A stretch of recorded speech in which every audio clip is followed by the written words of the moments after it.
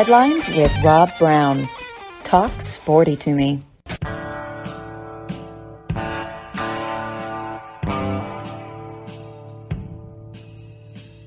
All right, welcome to Friday, man. It is Week 10 college football season right upon us. Rob Browne broadcasting live from Red River Ford Toyota in Wynne, Arkansas studios, the place where it all gets started every day.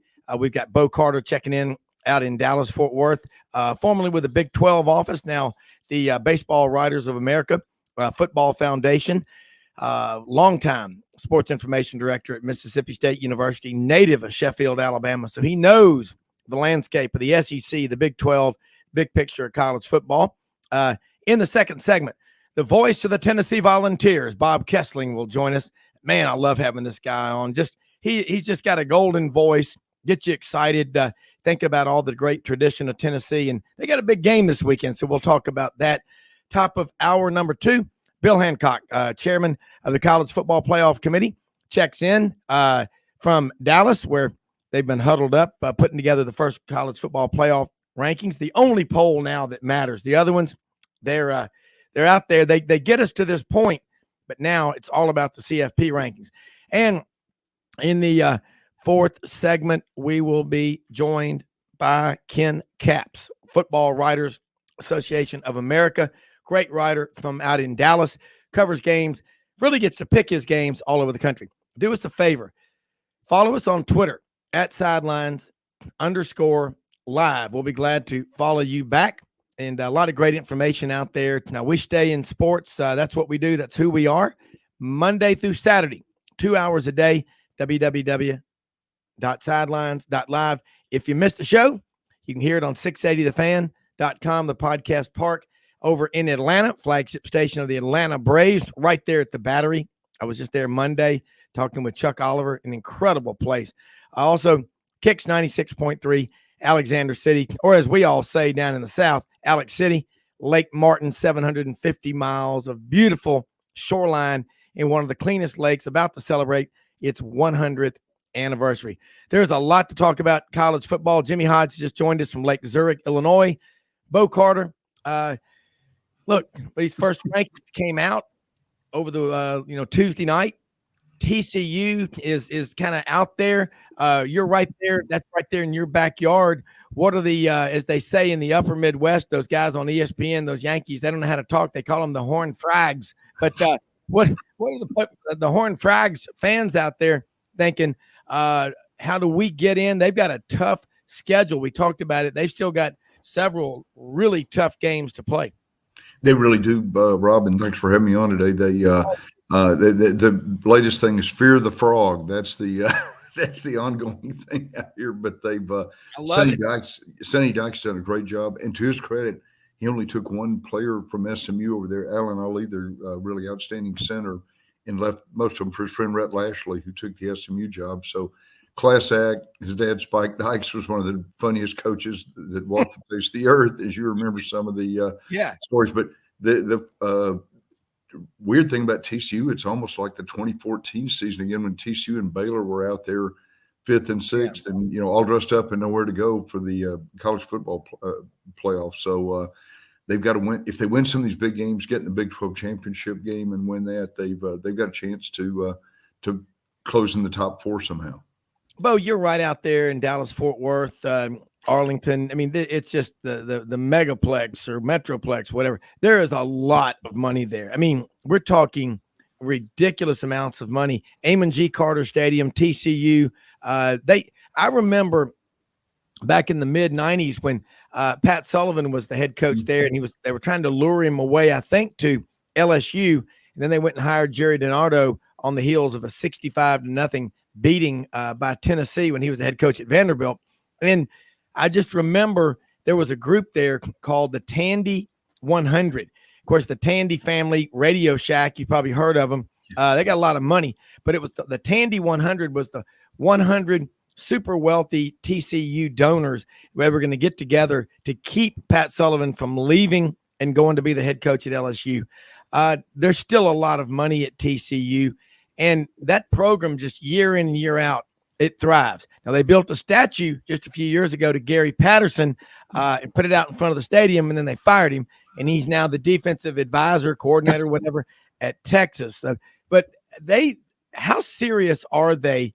Because they have the resources to make a lot of big things happen, as does Baylor and Oklahoma State, these Big 12 schools. Are they being challenged now to say, okay, you want to compete with the SEC and the Big 10, Pac-12, ACC? And I watched the Sun Belt last night at Coastal Carolina and App State, by the way. And I know Jimmy watched it from beginning to end. That's what I love is those Thursday. I think that the Sun Belt, by the way, is starting to own the Thursday night time slot, like Big East, Big Monday used to be in basketball. I think it's a great idea, but I want your thoughts about those Big 12 schools and their resources. It really, Rob, good point. That you won't believe this, but 6 primarily big donors from TCU paid cash for the $120 million stadium renewal they did at Amon Carter Stadium. They just they've got a giant suite in there that is for the main. We get to walk through it on the way to the press box and sort of bow down to the we are not life-size photos of the Big Six there. But I think that showed the commitment that TCU wanted to make. And then Gary Patterson took them to that next level. And one of the all-time great guys, his wife was an intern for us at the Southwest Conference. So you can't find a better human being than Gary Patterson. He might end up being a head coach somewhere for 3 or 4 years, a la Frank Solich at Ohio. So you're just amazing. I would love it. If you can ever get him, tell him we'd love to have him as a guest on Sidelines. I would absolutely love to have him. I know our friend, I'm sure you know John David Badura, Memphis with the Touchdown Club, longtime volunteer with the Liberty Bowl. And John David is kind of the face of college football for so many people. When they come to Memphis, he knows all these coaches. And Gary Patterson, I know, is one of his favorites. And, I look, Bo, when you talk about the Southwest Conference, then the Big 12, and what everybody thinks about is they don't play defense out there. It's all points. But that's starting to change. And Mike Gundy last year, I think Oklahoma State had a top 5 or top 10 ranked defense. There are a lot of players out there. There are a lot in Oklahoma, but there's a gazillion in Texas.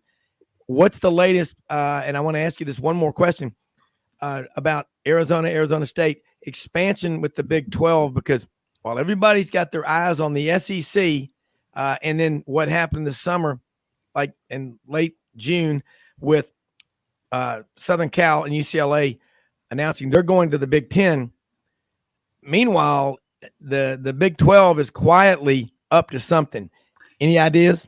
Yes, the latest rumor, Rob, is Gonzaga. They were here to play an exhibition basketball game in the Metroplex with Tennessee, and Big 12 Commissioner Brett Yormark met with the Gonzaga AD. So they've got affiliate. Hey, believe it or not, Alabama and Tennessee's women's rowing team are affiliate members of the Big 12 team. So there you go. Hey, go figure. It's the way of the world these days. But I think he's still very much. And supposedly the Big 12 board has to approve this, but they got a $2.2 billion TV agreement with ESPN and Fox all ready to sign this week and next week, $380 million a year in TV revenue. So that would really sweeten the pot for these Pac-12 teams if they want to come. Wow. And I think now that means the Big 12's TV deal, if I'm correct, is the only one that has the ESPN and Fox Sports together. That is, look, the new commissioner for the Big 12 is doing things more quickly than I think people thought. They all thought George Kliavkoff coming from Las Vegas would be making a quicker impact in the Pac-12, and all he's done is lose his 2 marquee programs, Southern Cal and UCLA. You're exactly right, and there's still some rumbling out in California. UCLA is part of the University of California system with Cal Berkeley, et cetera. And I don't know. They're talking about legal action, et cetera, but I think the cat's out of the bag more or less. The schools want to go, their administrations want to, or whatever too. So it's pretty much an deal. But the 4, Arizona State, Utah, and Colorado would really make sense. Colorado's really struggled out there in the Pac-12, and they won a Big 12 championship in 2001. So that would get their Texas recruiting base back. Well, I mean, Colorado in the Pac-12 has never fit. It's kind of like Nebraska has never fit the Big Ten. That was a shotgun marriage, and it's hurt them because they used to recruit California and Texas a lot, and now they're not out there in the front headlines day in and day out playing those schools. And I think there's going to be a lot of movement around going forward. But that's interesting. The new commissioner of the Big 12, he's doing one of the best jobs around. And you see, having worked in a conference office, he sets the tempo, doesn't he? He really does. They brought in quite a few staff members. He had strong connections with the NBA. He was a president and did the Brooklyn Nets, moved from New Jersey, and spoke. And we talked about this earlier. Brett Yormark's one of the barely experts in the Amazon.Prime, the online media or whatever. And they think that might be part of the equation too when they before they sign this final contract. Yeah, you've got some smart people out there, and there's a ton of money. Headquarters in Dallas. Dallas is more of a center of influence for college football than people realize. I mean, there's you got the American Athletic Conference, College Football Playoff Committee headquarters there, the Big 12, Conference USA. Anybody I left off?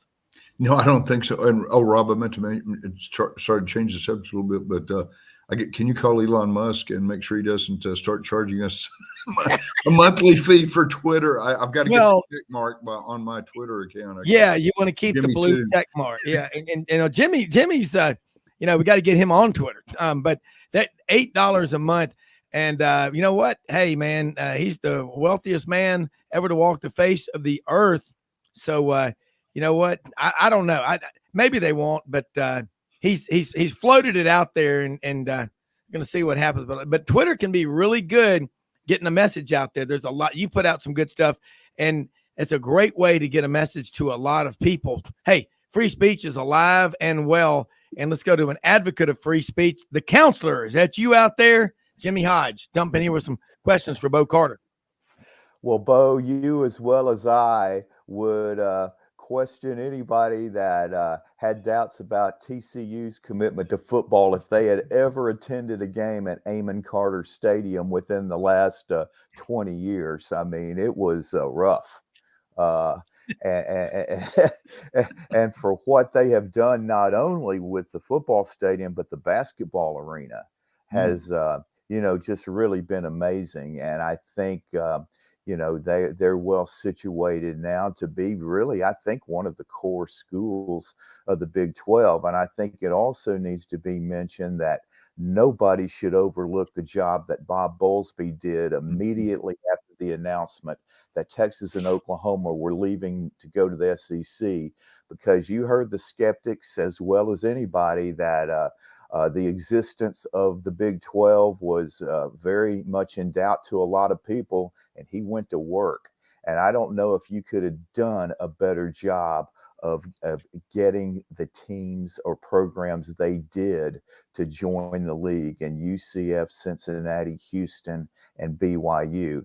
And because of that work that he did, it made Brett Yormark's job a lot easier in putting together a TV package, to really put the conference on solid financial ground and a solid existential ground for the next 6 years. And the great thing about that, it's not a 10-year deal so that you get locked in. So where the SEC, again, with this 15-year deal, by it being so long, their product was undervalued from the amount of money they were getting. And by doing it on a 6-year deal, that gives the Big 12 an opportunity to renegotiate again if the market is going to be more valuable, which it certainly will be. Yeah. Hey, Bo, I mean, I like what Jimmy just presented, and Bob Bowlesby, I'm sure you know him. I got to agree with Jimmy. What he did was as important as what Bill O'Brien did when Penn State could have slipped into the abyss of hell after the Joe Paterno, Jerry Sandusky fallout at Penn State. He got blindsided, but man, he got up off the floor and fought back, and they ain't stopped. He really did, and give back, going even back to Chuck Ninus with the Big 12, when Nebraska, Colorado, A&M, and the other teams pulled out. Chuck Ninus was smart enough to hold the team together, and I think Bob Bowlesby took quite a bit of the history from that and made, said, hey, let's stick together, hold on. Things aren't as bad as they look. And Jimmy made a good point too. TCU's, of course, baseball team went to Omaha 4 years in a row. They've got the brand new, really nice, brand new revitalized basketball arena.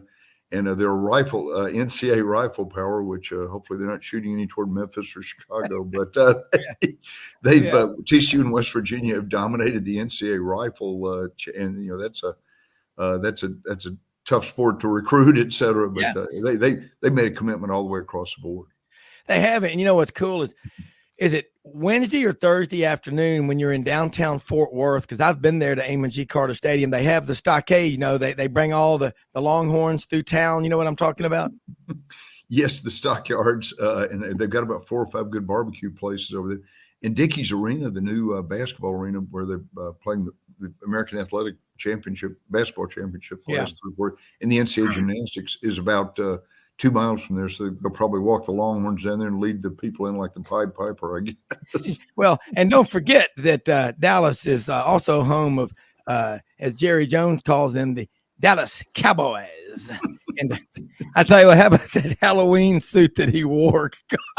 Hey, tell your granddaughter not to post stuff on social media. I mean, that's just, when are people going to learn? But anyway, it's just that Dallas is a hotbed, man, of everything sports. We're going to talk more about it with Bo Carter, out there in Dallas, Big 12 office for years, after this quick message on Sidelines.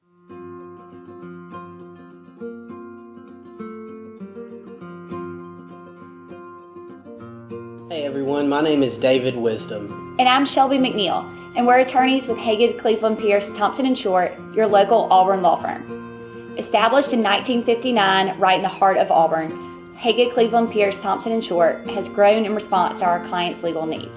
We're a full-service law firm focusing on the legal issues our clients face. We take pride in providing our clients with exceptional legal services, ongoing communication, and skilled representation. If you have any questions about our services, please give us a call or visit our website today.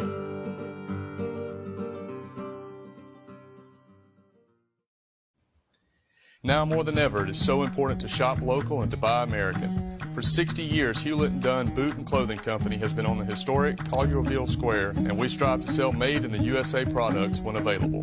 With over 7,000 pairs of Western boots and work boots in stock for men and women, come and see our huge selection of clothing, jeans, and accessories from top brands made in the USA. Please support local business and come shop with us at Hewlett & Dunn Boot and Clothing Company. God bless the USA.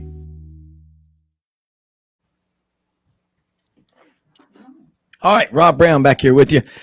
And I agree. God bless the USA. We live in the greatest country in America. That means we get to talk to the smartest people in the world, like Bo Carter.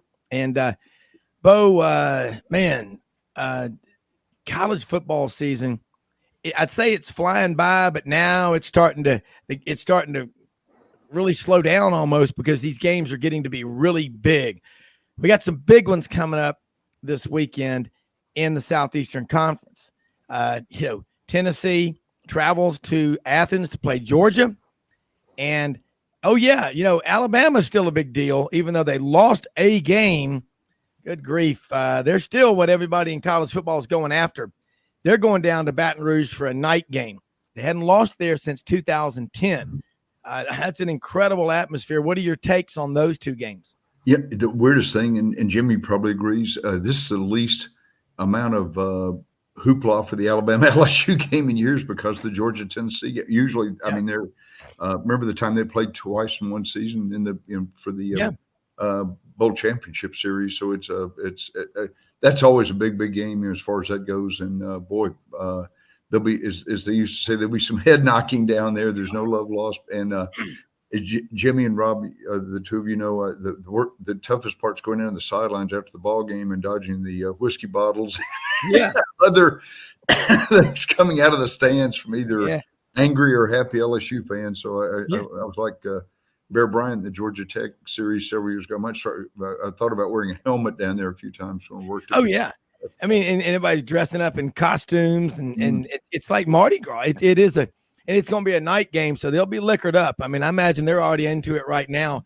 Frank Duffy is going to be on with us in the second hour, and it's going to be fun because he said he'll be driving, he's going to be out of commission tomorrow. Won't be able to be on the Saturday roundtable because he will be occupied there. I mean, this is a maximum effort getting ready for this game.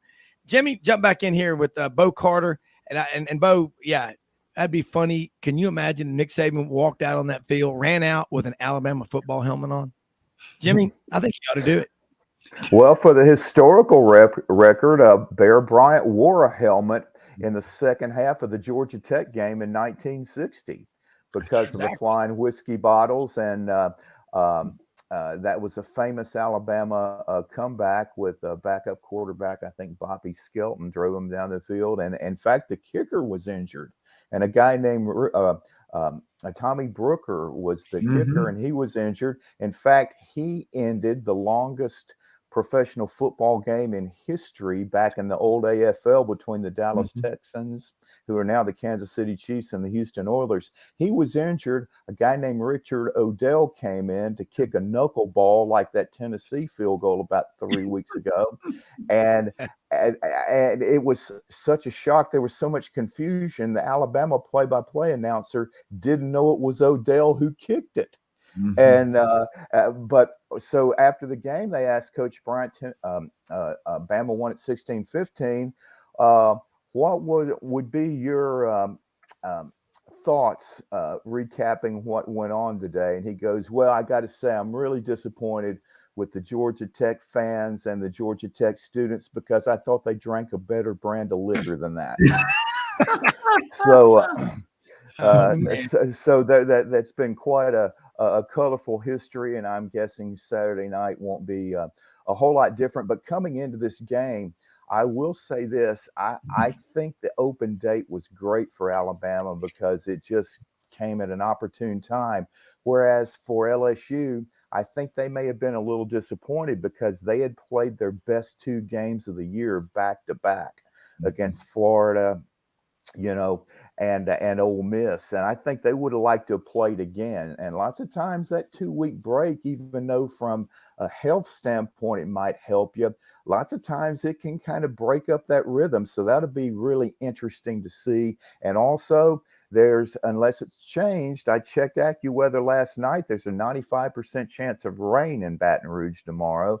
Now, that might be during the day. It might have passed through by 6 p.m. Central Time, but that could be a big factor also. So there's always different drama and intangibles involved in a game like this, and then playing in Baton Rouge at night. I mean, hey, what more can you say? Well, that's what you love, and it's great for TV. I just look at the fact that Georgia, Tennessee, this game, we go back in 2016. That was one of the best endings when Tennessee threw the Hail Mary there at the end. Right, Georgia had done it just the play before. Jacob Eason threw the 60-yard bullet. That was an incredible ending. Tennessee's been wandering around, Bo, in the wilderness for a while. All week long, though, everybody Georgia was number one. Playoff rankings are out. Tennessee's number one. I think Kirby Smart's a master motivator. He's looking for every way to use that to motivate his team. But at the end of the day, Tennessee, like Tony Barnhart was right. They're going to make you play every square inch of the field. How do you try to slow down Tennessee if you're Georgia? Flatten the tires on the team bus? That's a great – Hendon Hooker right now, I think, is one of the maybe 3 or 4 top Heisman candidates for, throwing 5 touchdown passes against Alabama. And they're boy, it's an offensive juggernaut.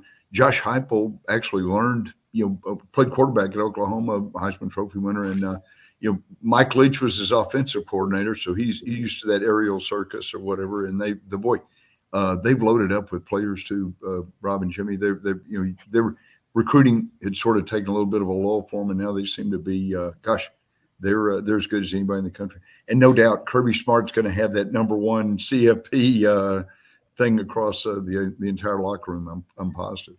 Bo, you were SID at Mississippi State for 12 years. So you know the SEC, how big these games are. My wife is Evolved for life. I mean, she grew up going to every game, watching them, listening to them. We were up there with cousin Mark Ham, Rocky Top Tennessee tailgate report. And, Mark's got the ginormous, probably the biggest tailgate in Knoxville, 10 season tickets. He said, go back just a year or two ago. He goes, I couldn't give them away to people. And all of a sudden, everybody's coming back. But I got to say this about Tennessee fans. I know I'm from Memphis. I know a ton of them. And I ain't never seen any of them, hit the portal. Okay. Yeah. But they've been frustrated. They have. But, Tennessee basketball, Tennessee baseball. Right now, I saw a stat that in the calendar year of 2022, Tennessee football, basketball, and baseball is like 85-14. It's great to be a volunteer, Bo. And so you have all that tradition, the 9th winningest program in the history of college football. Man, even though they've struggled in and out since Phil Fulmer left, they're still Tennessee. They're still one of the giants in tradition.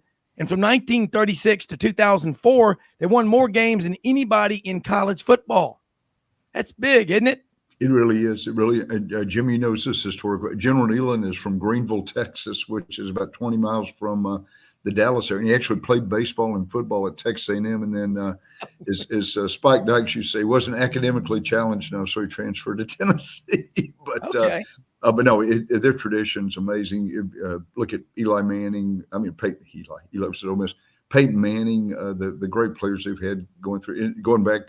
Jimmy remembers this name, Condridge Holloway from Huntsville, Alabama, one of their great quarterbacks in the 70s. So it's tons of tradition. One last, I know you've got to go to a quick one. Tennessee fans were going to buy up about 20,000 tickets at Vanderbilt and Checkerboard First Bank Stadium down there. So the Vandy fans are in a tizzy right now trying to buy up tickets so they can't orange and white checkerboard poor old First Bank Stadium for the Commodores. Well, I mean, you just think about the Tennessee, the Vol Nation. I mean, just they were the standard forever. 102, 103,000.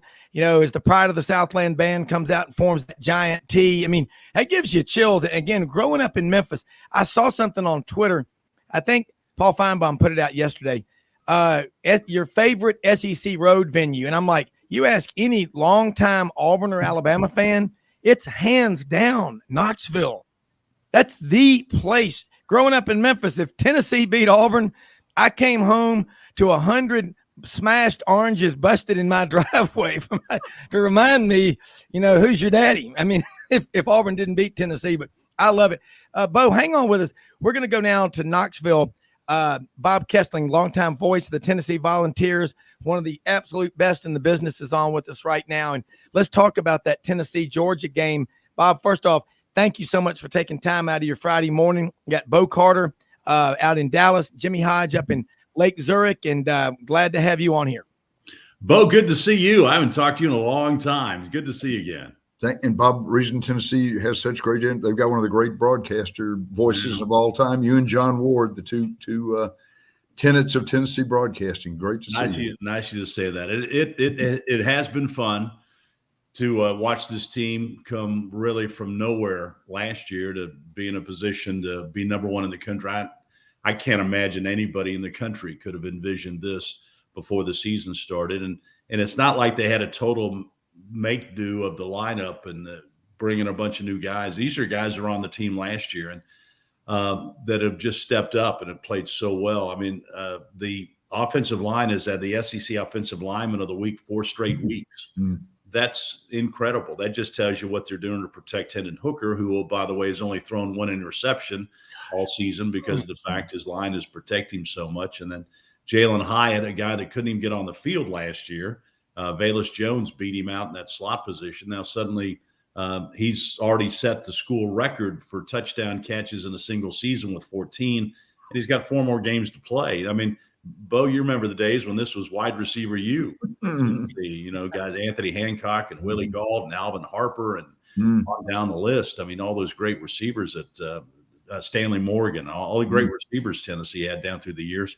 And this guy's got more touchdown catches in a single season than any of them, with a bunch of games left to play. So it's been a testament to Josh Heupel and his coaching staff for what they've done and how they've brought these guys along, how they've all gotten better. The defensive line last year was question marks all over the place. Same guys, but they're playing at elite level. They're now right there at the top of the SEC standings in rush defense. And it's just been a tremendous story. And I think a lot of it has to do with Josh Heupel and his staff and their coaching ability and their ability to bring these players along. They've got Rodney Garner as a defensive line coach. He's been around this league for a long, long time. And he's taken those guys that kind of were whip puppy dogs before he got here, and he's turned them into men that are playing at a vicious level in that defensive front. So there, you can go right down the list and just click off what have been really great stories about this team. And now you got to finish the job. Get like Coach Heupel told us the other night on Vol Calls. It's nice to be number one, but it doesn't mean anything right now. What it means is if you're there at the end of the month. And so they've got a lot of big games to play in the next couple of weeks. Bob, you've broadcast a lot of big games over the years at Tennessee. You've been a part of the Tennessee network for a long time. My wife and I were up there for the Tennessee-Alabama game. Just an incredible atmosphere. And the funniest thing about it is, as you know, I'm an Auburn grad, and I had on a red and black plaid shirt. The only thing I just wore that to the game. And after the game, we were at the Tennessean Hotel in downtown Knoxville.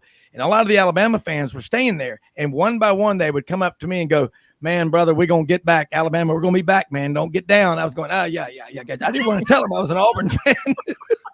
It was the wildest. I mean, everywhere I went, all because I told you, if you wear that shirt, they're going to think you're an Alabama fan. Not that there's anything wrong with that, but Mark Ham, Audrey's cousin, his son works with the UT athletic department. Will Ham, so this year, he's a junior, and he's driving the coaches' wives and stuff around on game day. And they were talking about the goalpost where they took him after the game. And Mark was saying, if you can find that, I will pay for it. I'll do anything.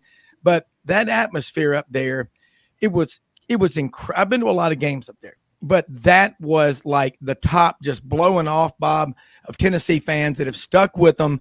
And it's pretty powerful statement to say that your attendance is down because you only had 70 or 80,000 maybe at some games when it holds 102. There were at least 250,000 people around that stadium when it was over. And I love those fireworks. And as Audrey said about Smokey the Hound, she goes, this is the most he's worked in years. He may pass out on that field, but that I was at Kick 6. I was at December 2nd, 1989. That game is right there in my top 3 ever to go to in my life. It was incredible. That game was much better than those other ones you talked about. It was incredible. The thing that was so great about it is that it's not that Alabama played that poorly. Yeah. Tennessee just outplayed them and made plays. Alabama had chances down the stretch to win that game. Yeah. It was the greatest quarterback duel I've ever seen. And the Bryce Young played, he was unbelievable. Just the plays he made, the throws he made. But Hendon Hooker was just a little bit better. Not much better, but just enough to win the game. This is the only other game I've ever seen with quarterbacks playing at this level. Back in 1980, I happened to go to the Ohio State-Illinois game. Yeah, it was a good story. Dave Wilson was the quarterback at Illinois, and Art Schlichter was the quarterback at Ohio State. Schlichter, in a run-oriented Ohio State offense, threw for almost 300 yards. Dave Wilson threw for 621 yards that game. Ohio State was up 28-0, and Illinois just said, we're throwing the ball every down. And Wilson came out and was throwing it all over the place, 621 yards. Do you know who the secondary coach at Ohio State was at that time? Nick Saban. Nick Saban, exactly. Yeah. How about that? That's a good stat, isn't it?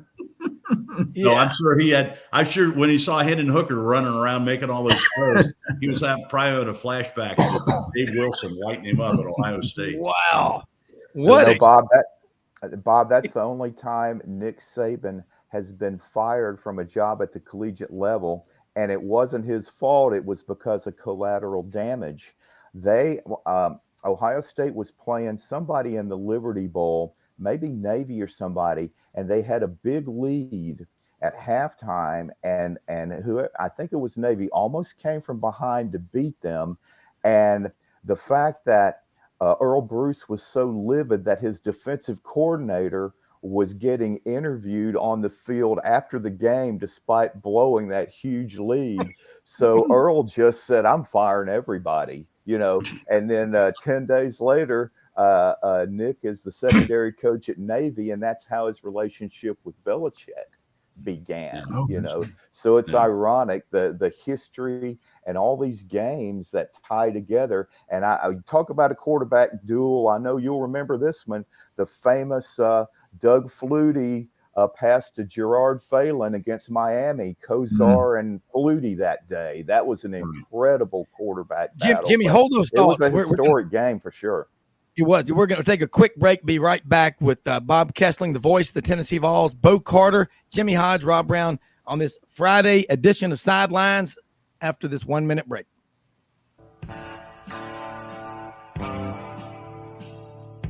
Hey y'all, it's Ainsley from Hewlett & Dunn, just coming to let you know about our new collection of boots.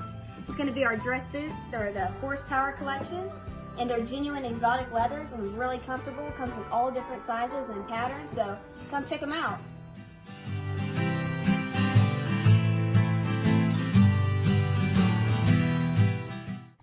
Red River Ford and Toyota, located in Wynne, Arkansas. If you're in the market for a new or used car, truck, or SUV, call, go online, or drop by and see them. Located 45 minutes from Memphis, go off the 4-city exit on I-40 and go north about 15 minutes on Highway 1. Easy to work with and still believe in customer service. If you live out of town, they will deliver your vehicle to you. RedRiverFordToyota.com. Just see what they can do.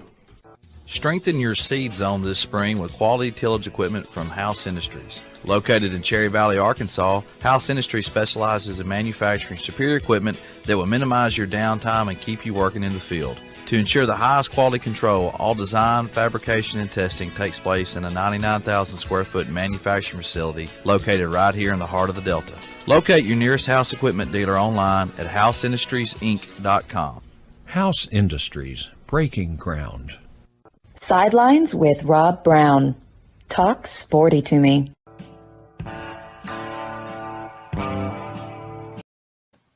All right, Rob Browne back here with this Friday morning college football blitz. Bob Kesling.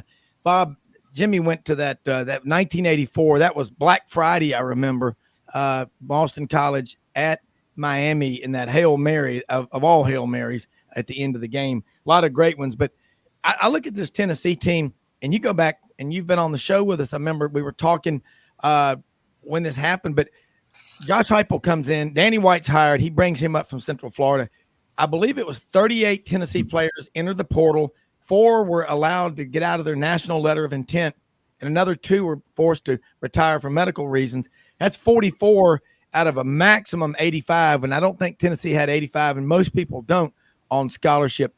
Look where Tennessee was less than 2 years ago, and Josh Heupel came in and basically said, we're going to find excuses to win and not do anything else. We're not going to look back.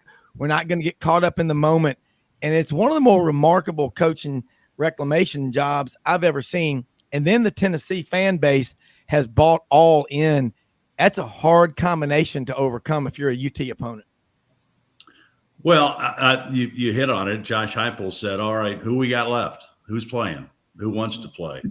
One of those guys, fortunately, was Hendon Hooker.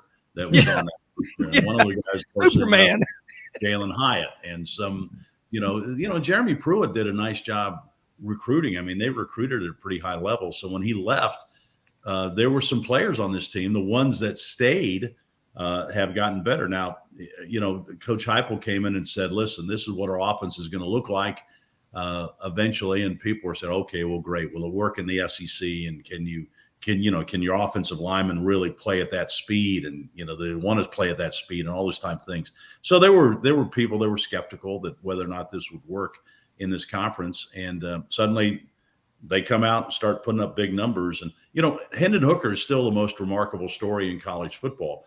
When he came here, recruited by Jeremy Pruitt, and Josh Heupel saw him for the first time in spring practice, he wasn't sure that Hooker was the guy for the job. Couldn't push the ball down the field very well. was used to check downs and was trying to adjust to this new system and might have been struggling just a bit. So they go out and get Joe Milton, who is a big arm guy that can throw the ball down the field. And they thought he'd be the perfect match for this team. And what was great is that Hendon Hooker didn't start moping around, didn't threaten to go in the transfer portal, wasn't a malcontent. He just went to Coach Heupel and said, what do I have to do to get on the field? Tell me what I got to do.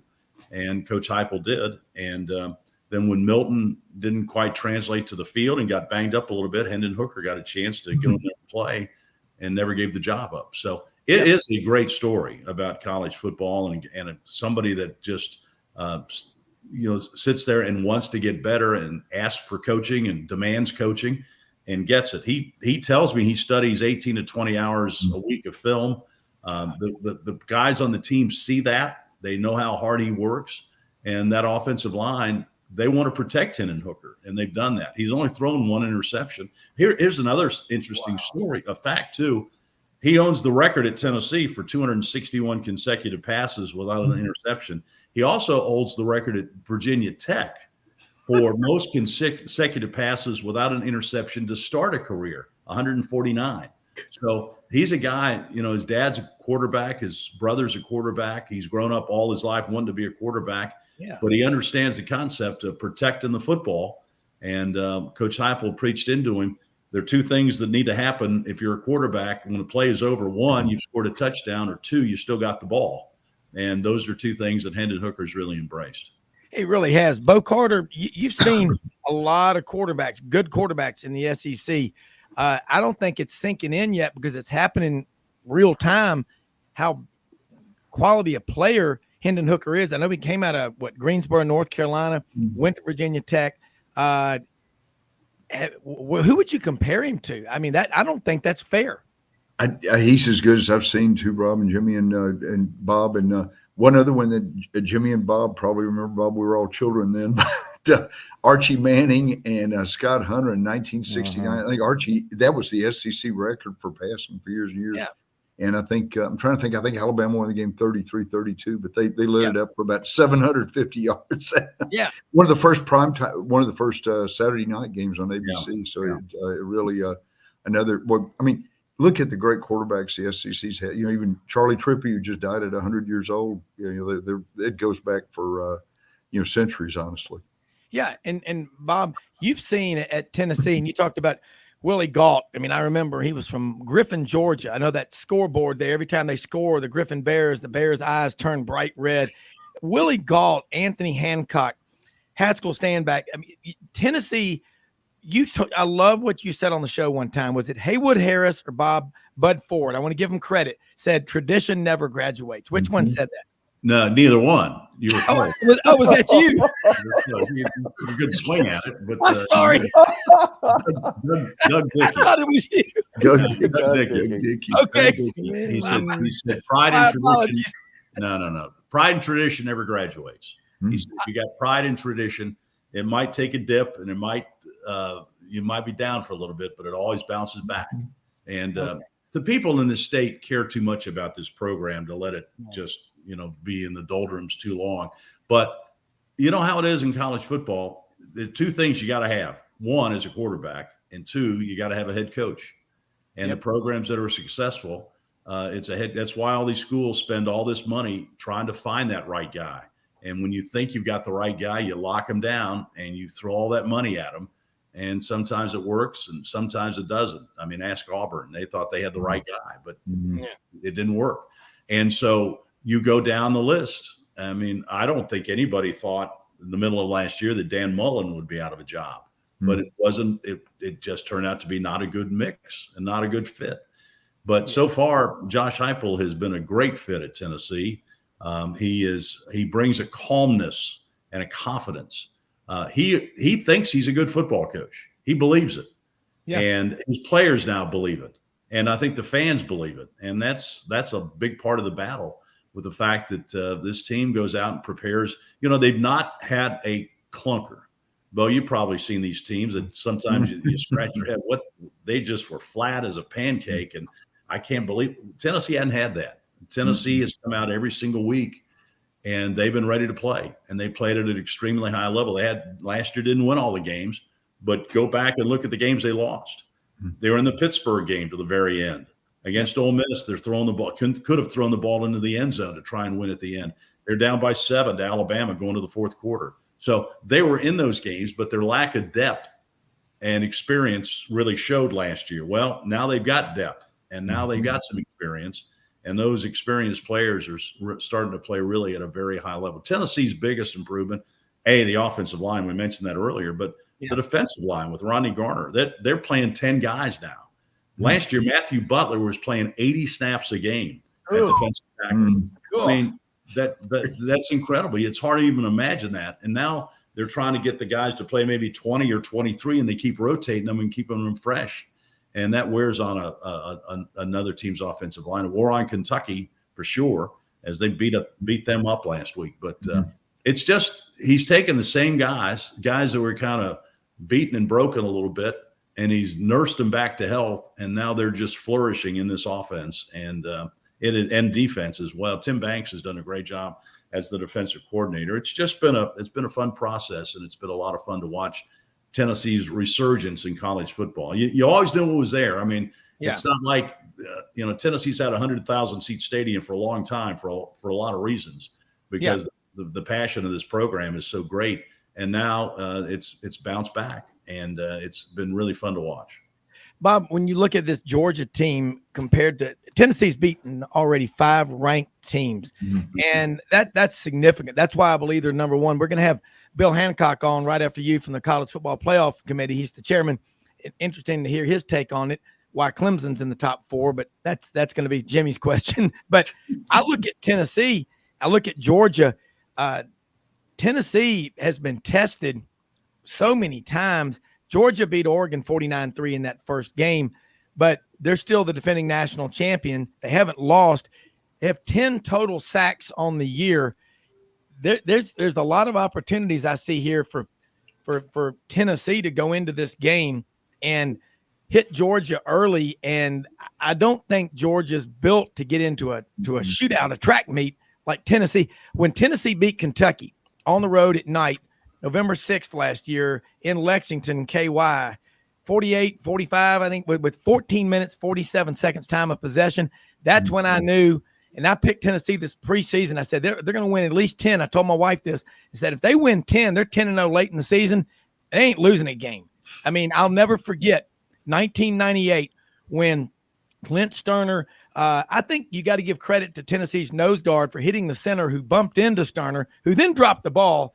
But I was at Alex's Tavern in Memphis, and all the Tennessee fans basically had the blood drawn out of their bodies. They'd been embalmed. And then Tennessee, Travis Henry out of Frostproof, Florida, scores.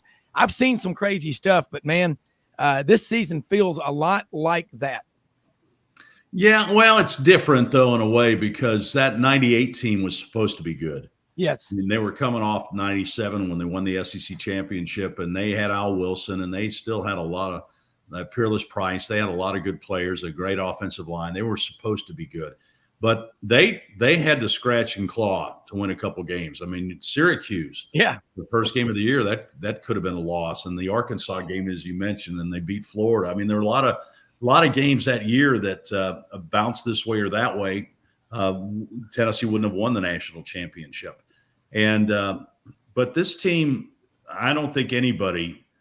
If they take lie detector tests around the state of Tennessee, nobody, I think, would pass if they said they thought this team was going to be 8-0 and Cedric Tillman would have 1 touchdown catch on the season. Nobody would have that. They wouldn't have passed that test. But it's been fun to watch. I mean, it really has. And when they won at the Pittsburgh game this year, Tennessee only scored 3 points in the second half. I mean, Pittsburgh did a great job defensively, stopping the run and forcing Tennessee to throw the ball, and their cornerbacks did a great job of coverage. And that was a dogfight, but Tennessee figured out a way to win that game. And then you go down and you beat Florida. You got the game at LSU, and you take the crowd out of that game and win it. So they found ways to win, and it's been fun to watch. But the 98 team was supposed to be good. They were supposed to win. They were supposed to make a run at the national championship. This team, I think a lot of fans would have been pleased this year with 9 wins. And now everybody's getting a little bit greedy when they got 8-0 and trying to get more. So that's what makes tomorrow's game so important. And what you've done to this point, if you don't win tomorrow, then a lot of that is it's going to be some disappointment because you're kind of going to take a step back. You win tomorrow, and you got a path clear to Atlanta. And if you get to Atlanta, your chances of making the college football playoff is excellent. So that's why there's so much at stake in this game. Oh, no doubt. Jimmy? Yeah, Bob, you hit it on the head there. Whoever loses this game tomorrow, they have to hope that Alabama doesn't win out, because that means the loser of tomorrow's game, unless Georgia stumbled at Kentucky, if Tennessee lost, they would be out. If Georgia loses tomorrow and then Alabama wins out, and let's say they had the rematch against Tennessee and Alabama won it, that would leave Georgia out. And I think the three best teams are, despite the records, and we know the committee on that first poll, they love undefeated teams, but and Clemson being number 4, do you honestly think they could beat Tennessee, Georgia, and Alabama, or for that matter, the way LSU and Ole Miss have played, and yet they're 4th overall? But again, that's why that game's so critical. But Bob, I wanted to ask you one thing real quickly. With the job Alex Golesh has done, how has he been able seemingly every week to get alignments that just create such confusion in opposing secondaries? I mean, the first series against Kentucky last week, we all know Hyatt's leading the world in big play touchdown catches. And he's running through secondaries when they bust coverages. It seems like every other series. Have you ever seen anything like that? No. Pat Ryan does the games with me. He played in the NFL for 14 years. Yeah. And we talk to Alex Golesh every week, and Pat still can't figure out what they're doing offensively. How are they getting these guys open? In the Kentucky game, if you noticed, when Hyatt was running that first time, he was on a linebacker. Well, linebackers got no shot at staying up with Jalen Hyatt. And so they get these mismatches. They plot 3 or 4 plays ahead. They see when you come out in these formations how the other team attacks it, and then they set you up. And then 3 or 4 plays later, bang, there goes Hyatt or Brew McCoy or Cedric Tillman right down the middle of the field, wide open. And it's an incredible process to watch. But it's what they'll tell you. It's part of the system, and it's part of scouting. And it's, if you're Georgia tomorrow, you're either going to drop 5 defensive backs and hope that your front can stop Tennessee's run. Against Kentucky, everybody's talking about the big pass plays, but Tennessee kept running the ball until Kentucky brought their safety up and brought another guy in the box, and then they threw it down the field for a touchdown. So it's one of those deals. Either you've got to stop the run with your front 4 and then hope you can drop 6, maybe, or 7 back in coverage. But if you can't stop Tennessee's run, you're going to have a hard time stopping them. And that's the thing that's kind of interesting. When you look at the stats, Tennessee actually is pretty run heavy, and people wouldn't think that. But they want to run the ball first and make you make adjustments with your secondary. They'll see what adjustments you make, and then they try and throw it over your head, which they have done successfully time after time after time. One thing about Tennessee, Bob, we're about out of time, but in the early years of Steve Spurrier, he'd still be throwing the ball in the 4th quarter, and that's how Auburn and schools like that were able to beat them. In the latter part, he started having better running backs, Eric Rhett, Fred Taylor, and they would eat clock in the 4th quarter. Tennessee's the opposite. You're right. They do want to run first, and they'll kill you with the passing game. And Tony Barnhart said it best. He said, Tennessee, this offense makes you play every square inch of the football field, and that's really hard to defend. Well, that's, you mentioned the fact that Spurrier in Florida, and everybody, same concept. They thought, well, Florida just the fun and gun. They're going to throw the ball all the time. Yeah. But their running stats were better than their passing stats. Yeah. So he did the same thing. He set you up for the run. I mean, it was amazing. That's back when I was working for Jefferson Pilot and doing some sideline stuff for them. Yeah. And I'd stand there on the sideline next to the Florida bench just to watch Spurrier and Danny Warfel. I mean, Spurrier would look into the secondary, standing on the sideline, And then you go, okay, Danny, run the fly 74-36 reverse. Bob, can you hold that thought? We got time for one more question after the break because I want to hear the rest of that story because I missed the Jefferson Pilot game of the week. You were great on that, and you're great on radio. You're great on all this stuff. Hang on with us, everybody. We're going to be right back with more Bob Kesling, Jimmy Hodge, Bo Carter, Rob Browne after this.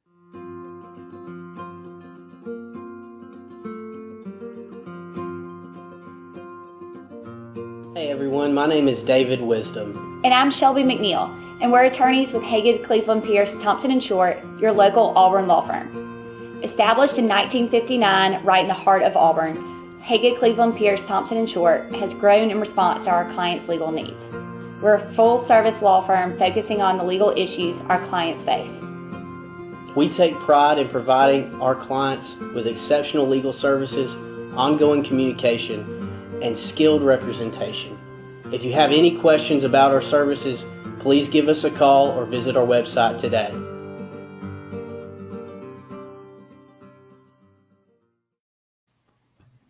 Okay, that was the beginning of a great story Bob Kesling talking about when you were on the sidelines, when you worked for Jefferson Pilot. We got to let you finish that when we had the break, but we're ready. No, I'm just saying that Spurrier and Warfel, they'd sit there and call the plays there on the sideline. And so he'd look at the secondary, see how they're lining up, and he'd say, okay, Danny, just run this. And then Warfel would go out there and bam, throw a touchdown pass. It was incredible. But, these coaches that have a great offensive mind and they can read defenses like Josh Heupel can do and Alex Golish can do, they can pick you apart. And that's what Tennessee – but it's all fine and good devising these plans and these schemes, but you got to go execute. And that's what's been so great about Tennessee is that Hendon Hooker – I've never seen a guy more accurate with the football in my life. And just the way, he throws those long passes, they're like on a string. Yeah. And Hyatt and those guys just run underneath them. It's been something to watch. And the fact that Hendon Hooker is such a good guy and such a team leader, you root for guys like that to have success. And so it's just been a lot of fun to watch all of this go. And you just hope it keeps going and hope tomorrow's games lives up to the billing. And I think it will. Oh, yeah. Y'all be careful. Have a safe trip down there, and we're all going to be watching. Tell people how they can keep up with you because I know you put out a lot of great information on the Vol Network. Well, just go to the volnetwork.com page. I don't tweet. I'm not on social media, so I don't do any of that stuff. But just go to utsports.com, and there's a Vol Network page and lots of information there. So anyway, Rob, thanks. And Bo, good to see you again. I haven't talked to you in a long time, but it's good to see you. I always enjoy your calls, Bob. They're on CBS, ABC, and ESPN every week. Well done. Well done. Brings back good memories. Good memories.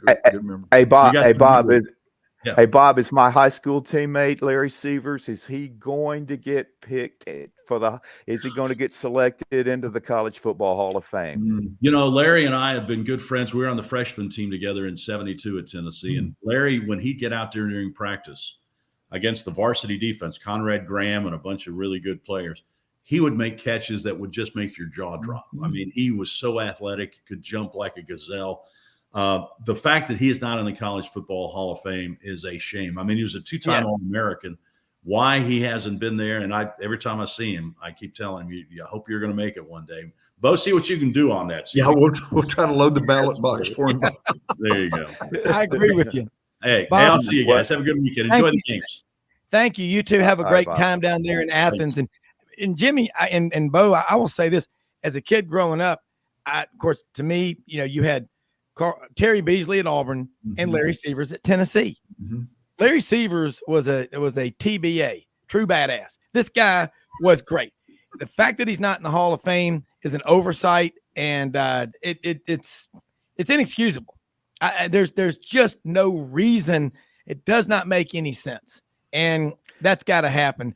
Bo, help us out, man. I mean, that's an SEC legend, an iconic player, Jimmy's teammate. So hope that happens. Well, he was Tennessee's first two-time AP All-American since Bob Suffrage.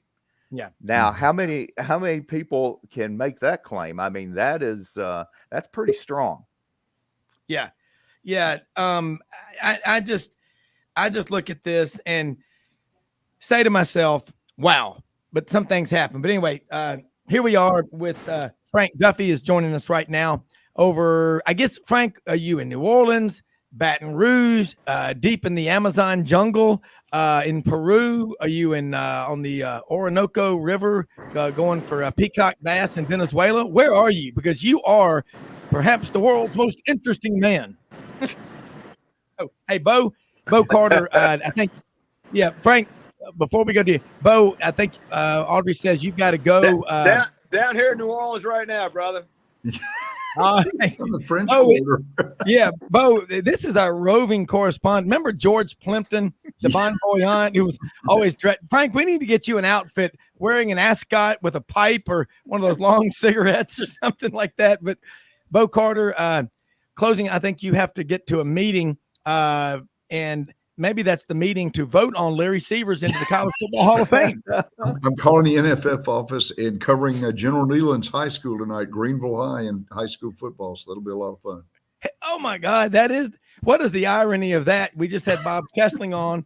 Tennessee's playing in the biggest game in the country. Wow. Bo Carter, thank you so much for taking time. How do people follow you? Because you put out great content on a lot of different platforms. Well, for now, unless they start charging $20 at Bo Carter 52 or the Texas Sports Daily or just Bo Carter Facebook page and the National Footballfoundation.com. We have our weekly notes column. Always great to be with you too, Rob and Jimmy. Hey, man, we appreciate you taking time. Let's do it again next week. Thank you so much. All right, Frank. We've just been talking with Bob Kesling, the voice of the Tennessee Volunteers as they get ready for Georgia.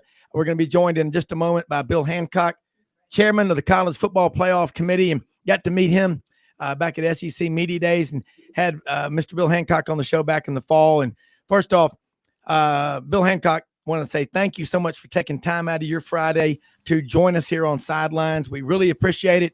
And I know you've got such an easy job. Y'all hadn't been busy huddled up at any meetings lately, have you? But let's hear what you got to say. And thanks for joining us on Sidelines. Hey, Rob. Good morning. Good to see you again. We did have fun down at SEC Media Days.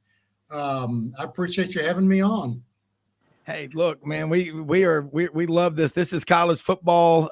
We're Jimmy Hodge up in Lake Zurich, Illinois, Frank Duffy in the French Quarter getting ready for that Alabama LSU game, and Tennessee, Georgia. We just had Bob Kesling on. So let's talk about the first rankings that came out. Tennessee's at number 1, and maybe some of the thought processes that went into selecting these teams, because that's what we love to hear.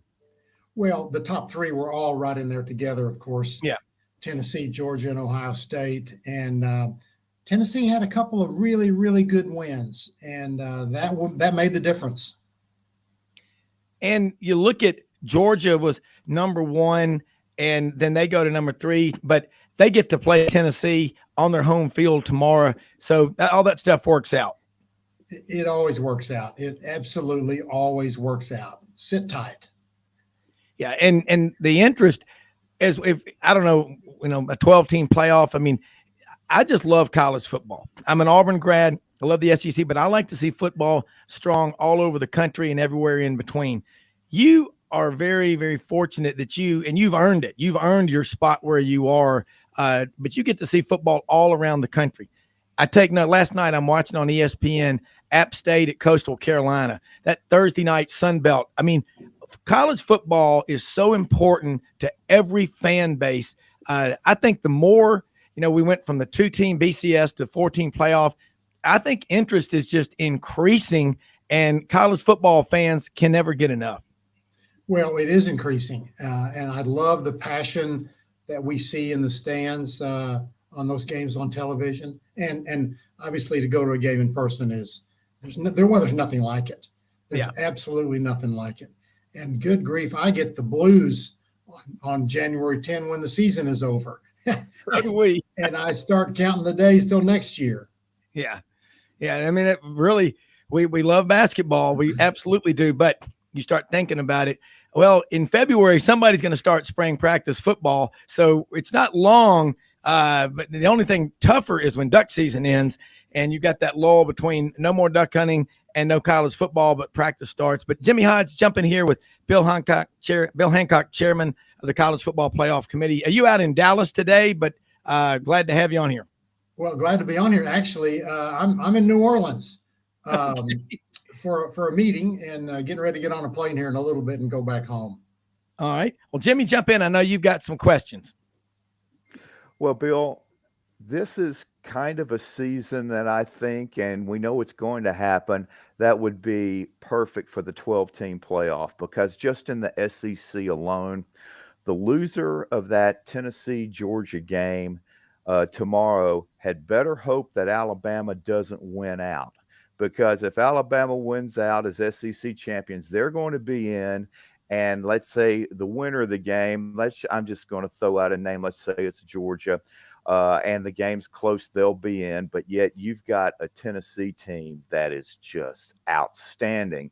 And just pressure, politics, and all that. There's no way the SEC is going to get 3 teams in, even if they have 3 one-loss teams. So do you feel good about the fact that the board of managers, the college presidents a couple of months ago said, hey, we want to fast forward this thing and make sure we have this playoff in place by 24. Do you foresee that expansion by then?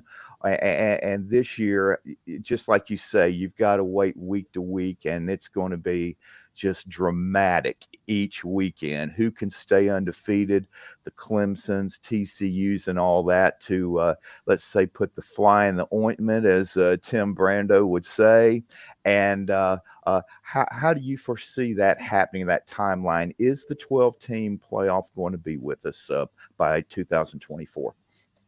Well, we don't know yet. Obviously, it will be here for 2026 regular season. And we are now in the middle or kind of the later stages of trying to see whether we can make it happen in 24 or 25. What we're dealing with is a set of existing contracts that exist through the 25 regular season. And, anytime you start opening up contracts and seeing what you might be able to change and what you may not, it gets pretty difficult. And we said from the beginning, we were sure going to try, but we weren't sure we could do it. So, and I don't mean to say we can't, we just don't know, but it's certainly not easy. But I will also say this, that the 10 commissioners manage the CFP, and then there's a board above them of university presidents, and the commissioners are really, really trying to make this happen. Don't know if they'll succeed or not, but they're really trying, and I'm actually proud of the work that they're putting in and sort of the collegial atmosphere as they work together to see if they can get it done. Yeah, because the interest, when we had the pandemic 2 years ago, a lot of people thought college football was in trouble, but I didn't. I was like going, hey, the best advice when you're going through hell, which we were, keep going because you don't have any alternative. I was in Auburn last week for the Arkansas game, and Auburn is struggling, but the fans in the passion, they're not going anywhere. They just want more. Frank Duffy, jump in with Bill Hancock. This is great discussion, and by the way, great question and answer from Jimmy and by you, Mr. Hancock. But Frank, jump in. And Mr. Hancock, great to talk to you again. I had the good fortune of being on that call when we interviewed you several months ago, and that was a fantastic interview. And I want to thank you personally for coming back on with us.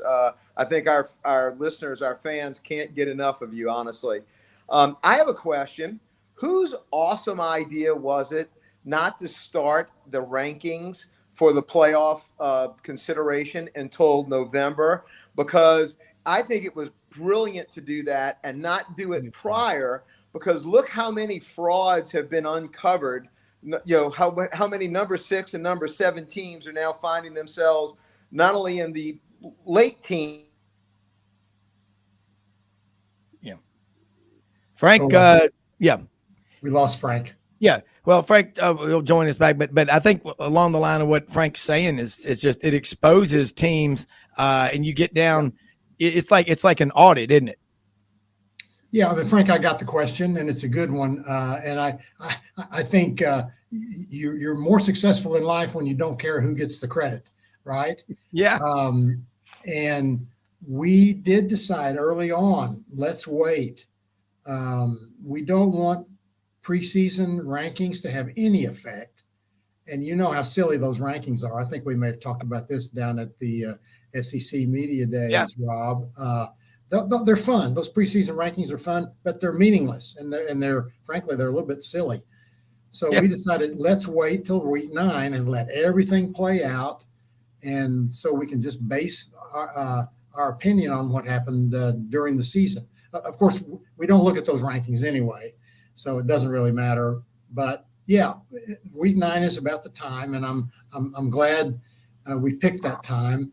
The other thing about our rankings is we have 4 more to go before selection day, of course, and that gives the committee 5 sets of rankings, 5 weeks to look deep into every team before selection weekend. So nothing is going to escape them. No detail will go unnoticed by the committee because of having had 5 weeks to look at every team top to bottom. And you know those rankings are going to change. Hey, I think you know the trivia question, but I'll ask it anyway. Who was the number 1 team in the very first CFP rankings? Mississippi State. Yeah, you got it. And they're the I guess the only, is that also the other part of that question is, are they the only team that was ranked number 1 that did not ever make the college football playoff? I don't know my stats well enough. Y'all probably know. No, I don't think so.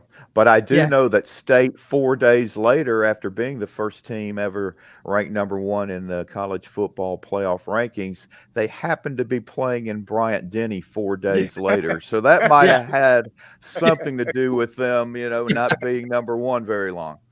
Yeah. Let me, while I have you, let me give you another trivia question that I think is interesting. The first NCAA Final Four, the 2 teams in the championship game were Ohio State and Oregon.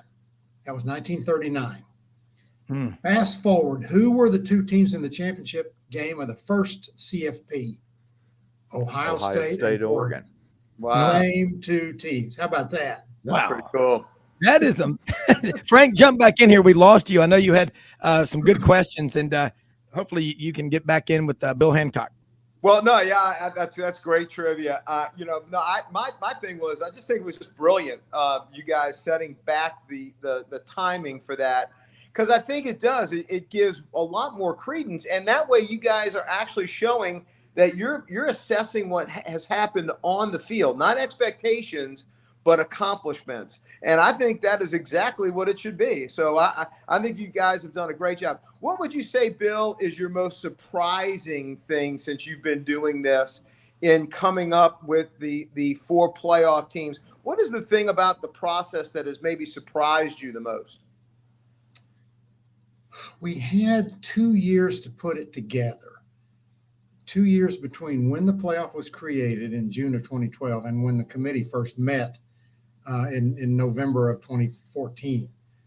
And we went through every possible scenario, and but still you don't know till you have a live test to see how it's really going to work.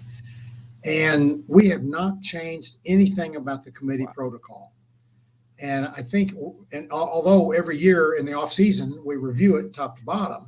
Bill, can you hold those thoughts for one? We're going to take a quick break. I want you to continue. I hate to have to do this, but this is a great answer, and everybody needs to hear it after this quick commercial break. More on Sidelines.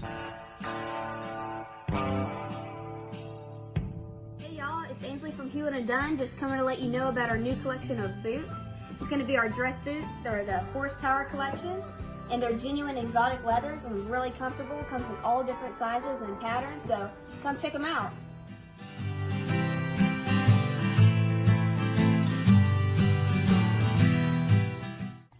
Red River Ford and Toyota, located in Wynne, Arkansas. If you're in the market for a new or used car, truck, or SUV, call, go online, or drop by and see them. Located 45 minutes from Memphis, go off the 4-city exit on I-40 and go north about 15 minutes on Highway 1. Easy to work with and still believe in customer service. If you live out of town, they will deliver your vehicle to you. RedRiverFordToyota.com.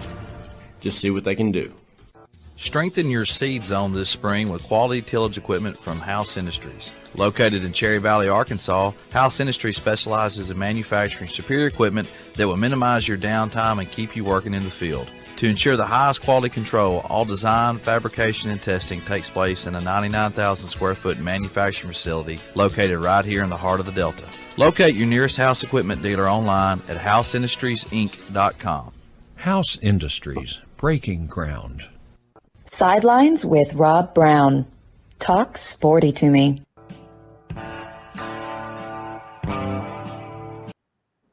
All right, Rob Browne back here with you. And those of you watching on YouTube, Twitter, Facebook, and all, it looks like Hollywood Squares, man. I feel like Paul Lynn up here.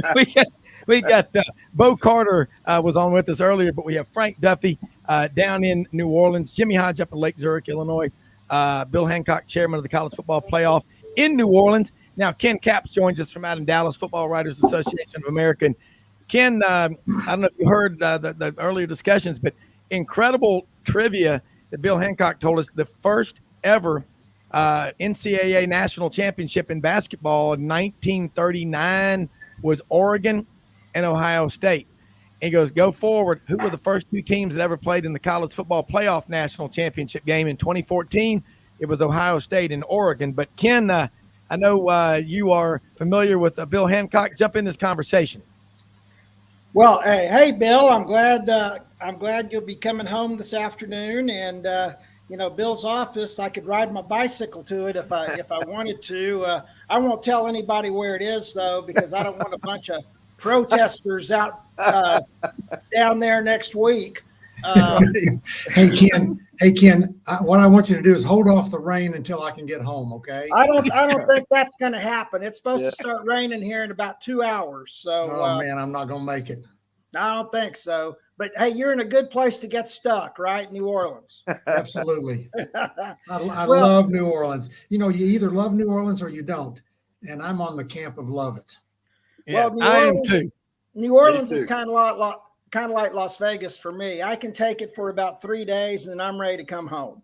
About 3 weeks. Good strategy. About 3 weeks for me. But my first impression of the rankings last week was first of all, I mean, everybody always has to take a shot at Bill and the committee, and those guys have such a hard job.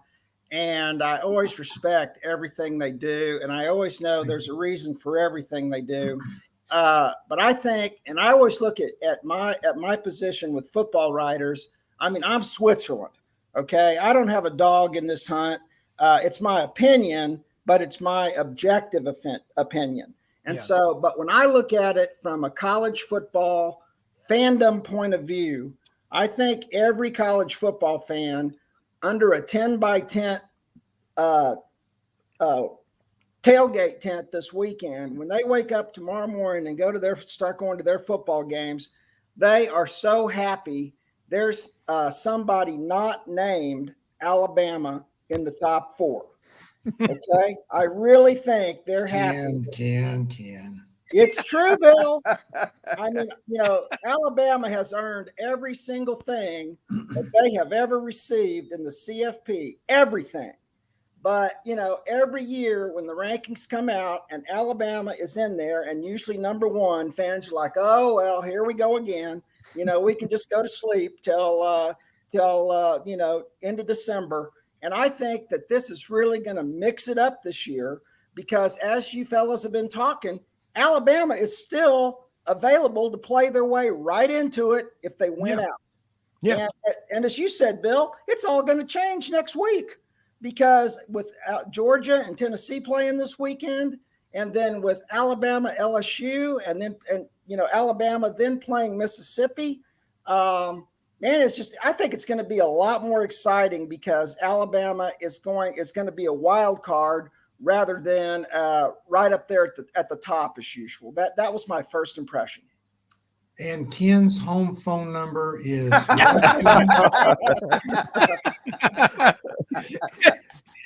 Why don't you add the email address too? Well, Bill, we're going to try and help you out tomorrow night, 80 miles north of here. We're going to do our best. Yeah. One of the really fun things that all fans do is now if Tennessee wins, and then if next week Mississippi wins, and then what if Oregon loses? And that's all a part of that Rubik's Cube and of course, we don't mess with that. The committee, right. all they care about is what has happened to date. But I think to the kind of point that Ken kind of raised is it's so much fun to think about, to do the what ifs. And every week, the what ifs change. Yeah. Yes. Yes. And Bill, wouldn't it be fair to say that, like, I remember 30 years ago having a discussion about a playoff, and the fear was, this was in 1993. If you are, Auburn or at Auburn, and it's the 10th game of the season in an 11-game schedule back then, and you're playing Georgia, and you've already got home field advantage locked up in the playoffs, would you pull your starters? And we had this discussion 30 years ago, and the Auburn-Georgia game wouldn't matter. The Iron Bowl wouldn't matter, like that sometimes in the pros, which actually happens. And I remember we all looked at each other and said, hell no, because college is about pride. It's about a logo on the side of the helmet, versus in the pro sports, it's about the name on the back of the jersey. And I know we got NIL and all that stuff, but I've been to a lot of college games this year, Bill Hancock, and everybody on this panel on our edition of Hollywood Squares. There is no waning of enthusiasm or passion. I was in Knoxville for Tennessee, Alabama. I was at Auburn for the Penn State game. Oh, well, I'm trying to get over that one. And the LSU game, that one too. And the Arkansas game, and that one too. But the passion's there, Bill Hancock. This is actually creating more interest in college football, what y'all are doing. That's just my take. Yeah, I agree. There's nothing like the passion of college football. Nothing literally in sports can match the passion of college football. Yeah. And the interest. I mean, can imagine, Bill Hancock, a 12-team playoff in November. Every team in the top 25 is thinking, hey, we got a chance. Right. Exactly. Now, hey, and Bill, let me throw that one. Let me throw out another observation from you. And I know you're well aware of this, and I'm sure that when you get home, you're going to have a lot of emails and a stack of letters out in front of your office. But the other from the other side of the coin, the second thing that stuck out to me about the initial poll was the team that is really, really ticked off. And this is their second time to be ticked off in the last decade, is the TCU Horned Frogs. And, they came in at number 7, and they're undefeated. And, I guess I took away, number one, that coming back and winning games against two of the top teams when they were playing them, Oklahoma State was number 8. And I forget what Kansas State was, but they were both really, really top-ranked teams, and they came back and beat them both. I guess that coming back and beating those teams did not impress the committee, but TCU's still undefeated. And then coming in behind one-loss Alabama. My wife went to TCU, so I have to hear all this from Fear the frogs. Yeah, fear the frogs, exactly. And horned frogs are real creatures, but they're native to Texas, and when they get mad, they actually spit blood from their eyes. This is true. Holy cow! And there's been a lot of blood spitting in the eyes of horned frogs. And when Bill was talking about trivia, you will remember this. Remember the 2014 rankings when TCU was 3rd, and then Ohio State was 5. I can't go through the whole saga. We'll be here till January. But the bottom line, when the final rankings came out, Ohio State jumped TCU. And boy, that still sticks in TCU's craw. And here we are with, Alabama jumping an undefeated TCU. And TCU still has 4 games left. So they've got a lot of football left to be played. But anyway, that was kind of my second on the other hand observation from that. And I guess number 3 too is I thought Clemson was a little odd at 4, but okay. I mean, okay, I can see that. And but I tell you, the only game they've got that's even remotely difficult is this weekend at Notre Dame. So if they beat Notre Dame, I think they've got it made until they get to the conference championship. Hey, Rob, it's fun for me to be on here because I don't have to talk. Bill, tell us right now what the command post is like out there. How many TVs y'all have set up? We don't actually, when the committee comes, we don't watch TV. The committee members watch games during the weekend. We issue iPads to them, and they have, I don't know, I'd say 9 or 10 different sources to download games. And they watch anywhere from, I don't know, 8 to 15 games during the weekend. One of the really cool things we give them is a cut down version of every game. So cool. If they want to, they can watch a game in 40 minutes.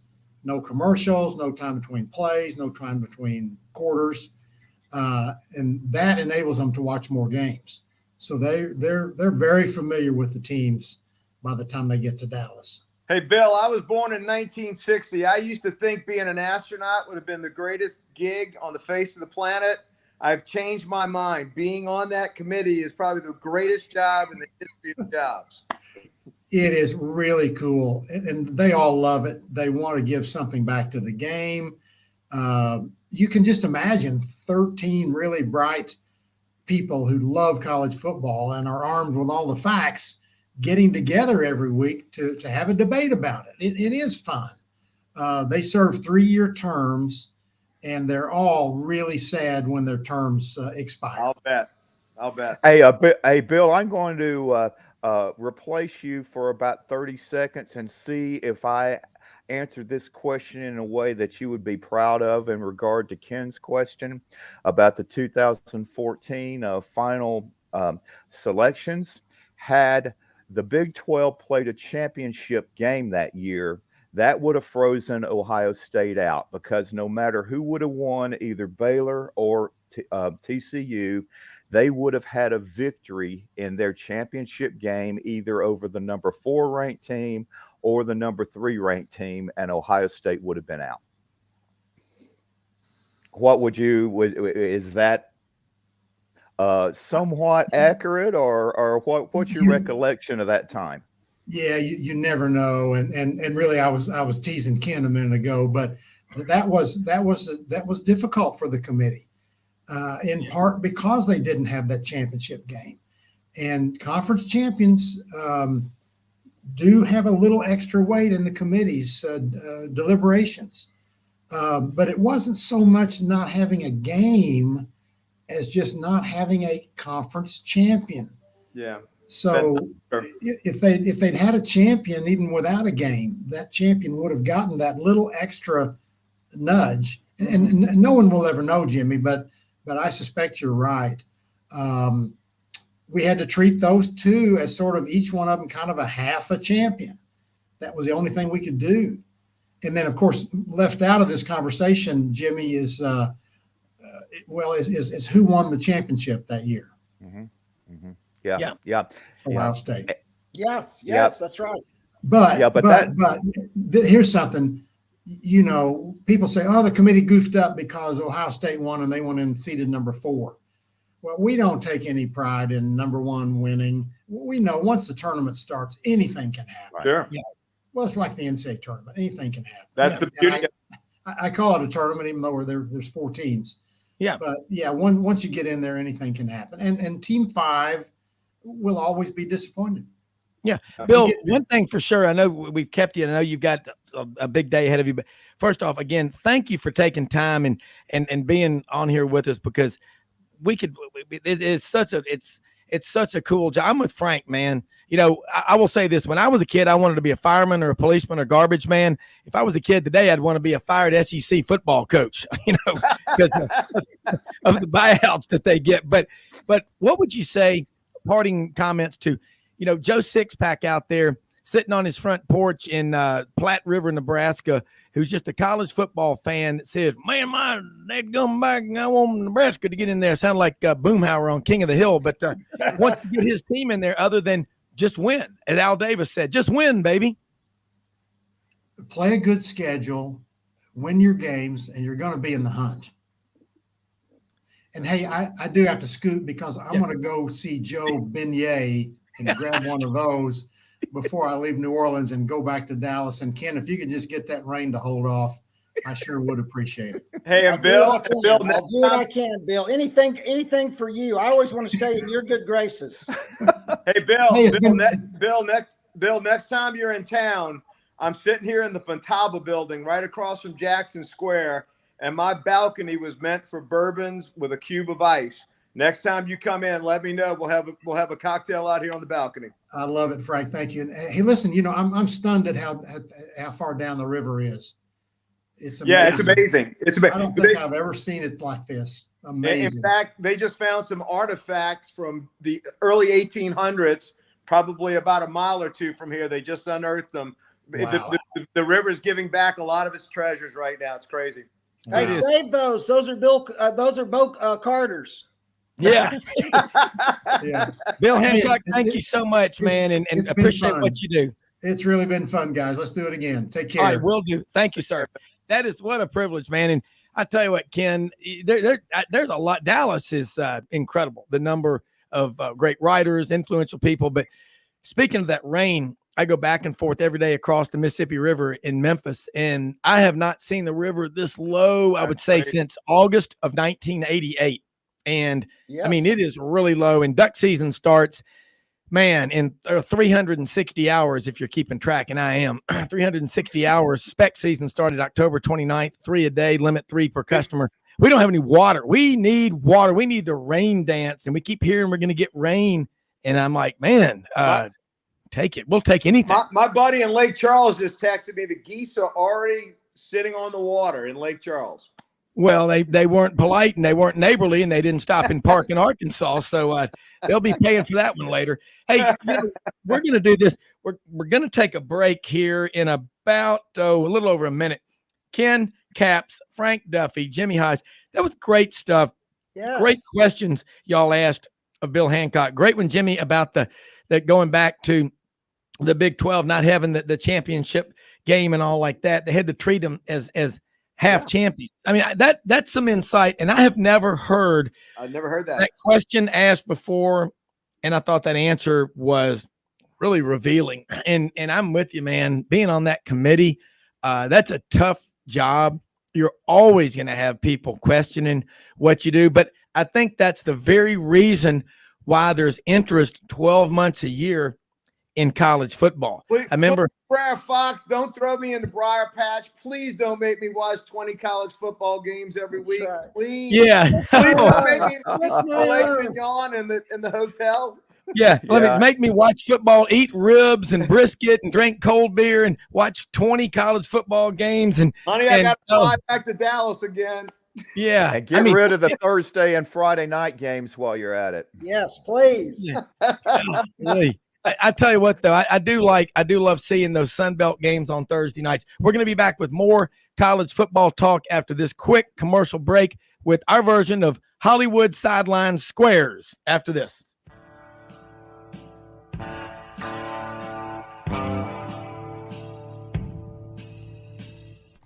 Red River Ford and Toyota, located in Wynne, Arkansas. If you're in the market for a new or used car, truck, or SUV, call, go online, or drop by and see them. Located 45 minutes from Memphis, go off the 4-city exit on I-40 and go north about 15 minutes on Highway 1. Easy to work with and still believe in customer service. If you live out of town, they will deliver your vehicle to you. RedRiverFordToyota.com. Just see what they can do. Strengthen your seed zone this spring with quality tillage equipment from House Industries. Located in Cherry Valley, Arkansas, House Industries specializes in manufacturing superior equipment that will minimize your downtime and keep you working in the field. To ensure the highest quality control, all design, fabrication, and testing takes place in a 99,000 square foot manufacturing facility located right here in the heart of the Delta.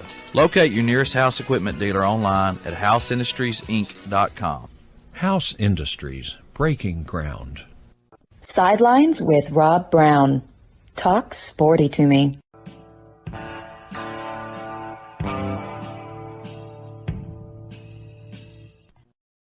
Brown back with you. Speaking of Hollywood Squares, Ken Caps, Frank Duffy, Jimmy Hodge. Was Jonathan Winters ever on there? Because he's the funniest comedian ever.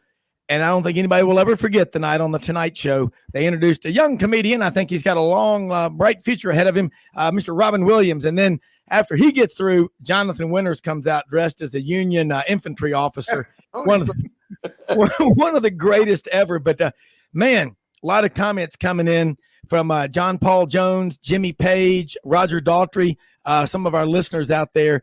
Bill Hancock, what a guest. And somebody asked me, and I just saw this from Levon Helm down in Turkey Scratch, Arkansas. I love that. That's actually Marvel, and that's Helena, where my grandparents are from. That's Phillips County, Arkansas. But this is from Levon Helm, lead singer of the band. Stopped touring in 1976. But they, oh man, Lean On, Fatty, man, some of the greatest songs ever. Bill just gave you the answer. Any undefeated conference champion will go. Ask him. Well, is that the conclusion that y'all drew from the comments of Bill Hancock, chairman of the College Football Playoff Committee? I'll start with you, Ken Capps.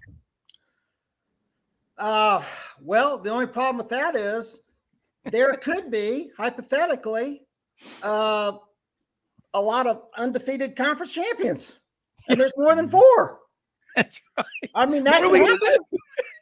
I mean, it really could. I mean, it's improbable, but it's not impossible. So, well, Clemson's not going to get left out. Yeah. Huh? Clemson's not going to get left out if they go undefeated. And Right. I mean, and you talk about a team that fails the eye test miserably for me. Oh yeah. Watching watched them, I mean, times. they look like a prime candidate to get blown out in a playoff game. But I've seen them at length 3 times and parts of games 5 times, and they have not been impressive in any of the 5 games. That Syracuse game was horrendous. I mean, they were lucky to get out of that with their life. Yeah. Frank Duffy, speaking of beignets and Irish whiskey, I'll never forget. Is the Hotel New Orleans, the Royal Orleans Hotel, still open in New Orleans? The Royal Orleans is there, the Royal Sonesta, you got the Roosevelt, and then you got my favorite, which is the Monteleone, which is, again, privately held hotel right down Royal Street. Well, I'll never forget as a young boy on the way back from Destin, I think it was in 73 or 74, my parents took me to New Orleans. My sisters went home with their friends, and my dad ordered some Irish coffee. I think it was during breakfast, and the guy brought it over there, and the glass exploded all over him. He caught it on fire and stuff. But, and my dad is as laid back as Willie Nelson on sleeping pills, and he just said, "Give me another one. That's fine." But Ken Keeps, I got to ask you something. And you're from Dallas, and I don't know if there's really a Tom Landry High School, but someone put a meme out on social media of Bobby Hill right next to a picture of Josh Heupel. Any similarities that they're maybe related? I don't know that. There is definitely a Tom Landry High School. Don't you worry about that. Don't you worry. I mean, and there's a Landry Expressway. So Tom Landry is well represented in this town. Oh, I love him. And he played at the University of Texas. He was a defensive back at the University of Texas. I heard y'all talking earlier about Tennessee, and I'm really interested in that game tomorrow because Hendon Hooker has just come out of nowhere and just played his rear end off for Tennessee, and they look so they just have brought a team speed to the SEC that the only team close that I've seen is Alabama. But I asked Stetson Bennett the first question at SEC Media Days this year, and I said, Stetson, are people through doubting you? And his answer was 2 words: probably not. And he's absolutely right. And I'm not gonna count Stetson Bennett out in tomorrow night's game. All Stetson Bennett has done is kept his mouth shut and won a national championship for Georgia, their first since 1982. That's the year I got out of college, and he's undefeated this year, and they're playing Tennessee at home. So I'm just gonna, I'm not just on the Tennessee bandwagon for them to. I think it's going to be the kind of game that Alabama Tennessee was, and I think it's going to come down to a late turnover, a late kick, something late is going to happen in that game, and it's going to be tight. I don't think anybody's blowing anybody out, and I think it's going to be a late. It may even go to OT. Who knows? But I'm still a Stetson Bennett fan because he hasn't gotten much credit yet, and he's won a national championship. He's walking down with a ring, and they're undefeated. Yeah. Frank, To use the tennis parlance, I think it's going to be an unforced error. I think somebody's going to have to break serve on someone else. It reminds me of the lead up to the Mettenberger, Aaron Murray, LSU Georgia game in Sanford Stadium. Guess it was circa around 2014, when both teams went back and forth throwing haymakers. And on the last LSU drive to take the lead to win it, Georgia picked us off, and that ended the game. But without that, both teams had scored almost every time down. You're going to see a high-scoring game. And let me tell you something. Georgia is just lapping their lips at the fact that Tennessee got put above them at number one. Mm-hmm. You know, Kirby Smart is using that. Oh. That's all that they've been talking about this week.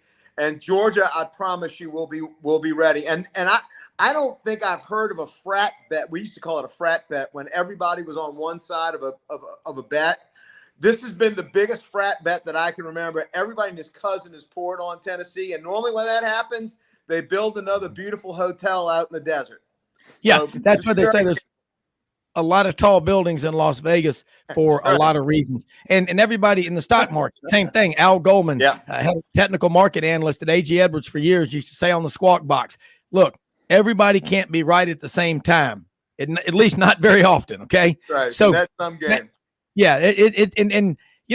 And Ken, again, it's like the forgotten game. It's like Carlton the doorman on the old Rhoda show. Alabama is at LSU. Normally, this is center stage. It occupies the attention of everybody with eyeballs in the free world. Your thoughts on that one? Well, I know that LSU has obviously played their best 2 games of the season back to back, and then had the bye week. And so, I don't know how that bye week has affected them. I mean, they were probably maybe itching to play last week because they'd been playing so well. But I'm telling you that Alabama's Alabama, and they're going to come in there ready to roll. And so I think that's another one that LSU is not going to trounce Alabama. Okay. So that scenario is out. Yeah. I can't see Alabama going in there and trouncing LSU. I never keep up with that odds maker stuff really, because to me, it doesn't matter. I just look at the teams. I really do. Yeah. And I think Alabama wins that game. I really do. And it's going to be tight. I mean, I think it's less than 10 points for sure. But who knows? Alabama. I still don't count LSU out, but I don't see them. So I don't even know what the point spread is. I really don't. But if I'm looking at it in my heart of hearts, objectively, I think Alabama wins, but it's still Death Valley on a Saturday night. And so I don't count LSU completely out of the game. Can I say Alabama's a 14-point better team than we are? What it's going to take. I don't see that. No, I don't see that. Hang on. Let me tell you though. The one thing that LSU we have going for us, which I think could make that difference, is we're +3 in turnovers this year, and Alabama is -4. If we can pick up 1 or 2 turnovers on Alabama to flip a field and make a short field for Jaden Daniels and our offense, I think we've got a puncher's chance. I said that 2 days on the show. I still believe that. I will tell you, Ken, I was like you. I was ready to, man, if Alabama could have come in 7 days after we beat Ole Miss, I would have taken that in a heartbeat. But here's the thing that we did get. Yeah. We got healthy. For the first time this year, we have everybody healthy with the exception of Garrett Dellinger, one of our offensive linemen. I mean, everybody's back. We're at full strength. There's going to be no excuses if we lay an egg against Alabama. And look, I was there in 2020. I was there in 2018. The last 2 times we played Alabama in Tiger Stadium, we got drummed both those games. But there are no excuses. We're playing with confidence. Brian Kelly has the room. They would go through a brick wall for him right now, and we're healthy as we've ever been. If we can play good LSU football, that means running the ball and stopping Alabama's run and making sure that we contain. If he gets out of that pocket, if Young gets out of there and scrambles, it's going to be a long day because he's one of the best passers on the run that there is, not only in college football, but in all of football. Yeah. But if we can keep him in that pocket like we did last year, because that was the difference in the Alabama-LSU game last year, why it was so close, we didn't let him break containment. And that's going to be the key, that and getting turnovers. And look, I would love for Alabama to have another 130 yards of penalties. I don't think that's going to happen. I think the flags it was flag day in Tennessee. I thought that was ridiculous how many penalties were called on them. But it's going to be the turnovers and containing Bryce Young. Everything yeah, you well, said, Jason I agree Autry, with 100%. And I do not believe that Alabama, I would be shocked if Alabama would win by 14 or more. I agree. Yeah. Well, Jason Autry won't be there. He was on the field for Ole Miss last week with a different crew than he had at Tennessee the week before. But I wanted to ask you this, Frank, because according to AccuWeather, there's a 95% chance of rain in Baton Rouge tomorrow. Now, will it be cleared out by 6 p.m.? The weather got much better. The forecast, I literally got up this morning to take a look to see what we were packing to bring up to Baton Rouge tomorrow, and the weather is actually looking a lot better than what it did just 24 hours ago. It's down to like in the teens, the percentage of rain. Now it'll probably be a wet feel because it's supposed to rain all in the morning, but I think by time we won't have a deluge. We might have showers here or there, but I don't think it's going to be as bad as what it was looking like just 24 hours ago. Well, won't they cover the field until about 2 hours before the game, which will make the situation much better? And also, Frank, huge development that took place 2 weeks ago with Saban finally unleashing Eli Ricks. He wasn't a great practice player. They were concerned about him picking up the schemes. He was sensational against Mississippi State, starting from the first play of the game when he knocked down the pass. It led to 14 breakups by the secondary in that game. He had 8 of them. That could be a big, big development for Alabama's defense the rest of the way. With him coming back to Tiger Stadium, he wants to show out. Not that we did anything to him. When they jump in the transfer portal, it's really not the team that, are the fans. Right. But, when he comes back, he's going to want to, play well. And it was kind of a bizarre timing. It really took the secondary of Alabama being shredded by Hooker to get him playing time, because his tweets and his social media was kind of ill-timed right before the Tennessee week, so it's going to be interesting watching that. Ken, looking at this now, we just got a few minutes left. You got another one, college football playoff, number 4, Clemson, playing at Notre Dame this weekend. Just got a couple of minutes. Your take on that one, because that's a huge one because it's the 4th team. Right. And I covered that with Bill. I went and looked up Clemson's schedule this week just to see who they had left. And, this is their last hard game. And I think Clemson will win. They're playing in South Bend. So, touchdown Jesus right there. But I think Clemson wins that game, and then they're home free till the championship game. So I don't really see that as anything big. Ken, you're a Heisman Trophy voter. All right. You're Football Writers Association of America. Give us your top 4 Heisman candidates on your short list as of this moment, if you can do that. Yeah, I don't like to do that. Okay, that's fine. But I will say this.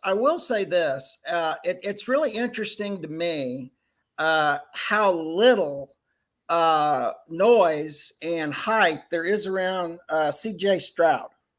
And he's always the top player. He's the top of the list right now, I think, for many, many voters. But he quietly plays. He quietly wins every game. He always has incredible stats, does amazing things, and he just quietly goes about his business, and nobody ever talks about it. And again, I wanted to ask Bill Hancock if we can get that same 40-minute package that the 13 selection committee voters get, to watch for the week. That would be awesome. That would be good for Heisman people. You're exactly right. That would be. I mean, no, I mean for the four of us. Yes. Oh. Yeah. Yeah, there you go. Robo Carter in there too. Let him get that package. Ken, I love that. I mean, that's a great idea. You know, Ken, we're just lucky they don't cut off our cable. Well, the cost of my cable, I need to get it cut off and find another cable operator. So if there's a good cable operator out there, please find me after the show. Well, I know what. No, I really, I think right now Stroud is number one for me for sure. Anything can happen because remember we've still got to, while Jimmy's going to be, cutting up his turkey sandwiches there after he finishes Turkey Day. We've still got November 26th, Ohio State at Michigan's at Ohio State. Yeah. So that's going to clear up another spot maybe. Yeah, it is. Yeah. And look, there's a lot of football. We got less than a minute left. I'm going to just say, go out and help somebody with the expectation of getting nothing in return. Don't give to get, give to give. Because most often we see the face of Christ in the least among us. And remember, you're blessed, but you have the ability to bless others. Think about that. Jimmy, you had something to say? Yeah, I just think with Ohio State, Penn State was the first ranked team they had even played, much less beaten. And I think Stroud, he's piled up stats against just the caliber of oppositions, very questionable. He did not have a strong game against Notre Dame in the opener, which, but of course he's made up with it as the season's gone along. But that's kind of the thing on him, against the elite teams, That's what makes Yeah, he needs to cap it off, in these last 3 or 4 games. Yeah, and listen, man, great show. Thanks, everybody, all of our guests, all of our listeners. Remember, we will be back tomorrow for the Saturday morning college football roundtable. Have a great day, everybody. God bless America. We're out of here. Go Tide.